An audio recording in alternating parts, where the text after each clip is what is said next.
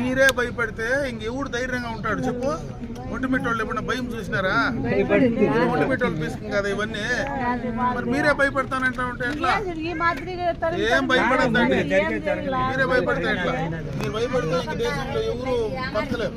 ధైర్యంగా ఉండండి. మీరు 10 మందికి ధైర్యం చెప్పేవాళ్ళు మీరే భయపడితే ఎట్లా? ముందు ఒకే ఊరు ఉండి మొత్తం అందరినీ పంచాయతీ మొత్తాన్ని కంట్రోల్ చేయాలా?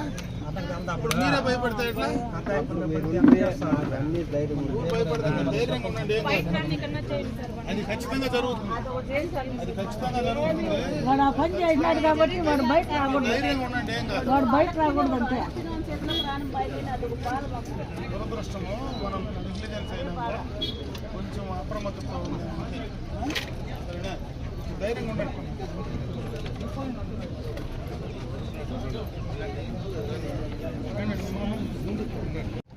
గౌరవ ముఖ్యమంత్రి వర్యులు నారా చంద్రబాబు నాయుడు గారు, అలాగే జాతీయ ప్రధాన కార్యదర్శి మంత్రివర్యులు లోకేష్ బాబు గారి ఆదేశాల మేరకు తెలుగుదేశం పార్టీ కార్యకర్త గత 30 సంవత్సరాలుగా తెలుగుదేశం పార్టీలో కుటుంబ సభ్యుడిగా ఉంటూ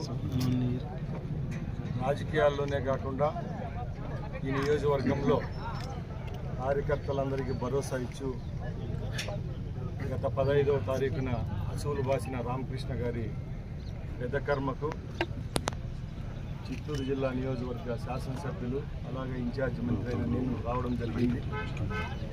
ఆ కుటుంబానికి తెలుగుదేశం పార్టీ తరఫున అలాగే తెలుగుదేశం పార్టీ కుటుంబ సభ్యుల తరఫున ప్రగాఢ సానుభూతి తెలియజేస్తూ ఈరోజు ఆ కుటుంబాన్ని పరామర్శించడం జరిగింది.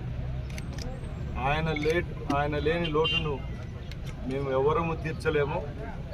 అయినా కూడా తెలుగుదేశం పార్టీకి అనుబంధంగా ఉన్న ఆయన కుమారులైతేనే వాళ్ళ కుటుంబ సభ్యులకు తెలుగుదేశం పార్టీ అలాగే ఇక్కడికి వచ్చిన నాయకులము మా ముఖ్యమంత్రి గారు అలాగే మా పార్టీ ఎప్పుడూ చేదోడుగా వాదోడుగా ఉంటుంది.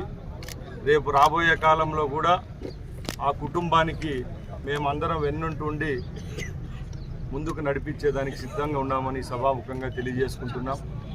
అలాగే గౌరవ ముఖ్యమంత్రి గారు ఒకటే చెప్పారు, తెలుగుదేశం పార్టీ ఈరోజు ఇంత బలంగా ఉందంటే దానికి కార్యకర్తలే పునాదులు. కాబట్టి మా ప్రభుత్వంలో రేపు రాబోయే కాలంలో ఏ విధమైన సమస్యలు లేకుండా కార్యకర్తలకు కాపాడుకునేదానికి నడుము బిగించడం జరిగింది. దానిలో భాగంగానే రామకృష్ణ గారి మృతికి కారణమైన వ్యక్తులను న్యాయపరంగా కఠినంగా శిక్షించేదానికి ప్రభుత్వం చర్యలు తీసుకుంటుంది. అలాగే వాళ్ళ కుటుంబానికి కూడా మేము వెన్నంటూ ఉంటామని మరొక్కసారి తెలియజేయమని ముఖ్యమంత్రి గారు చెప్పడం జరిగింది. కాబట్టి ఈరోజు మేమందరం ఇక్కడికి రావడం జరిగింది.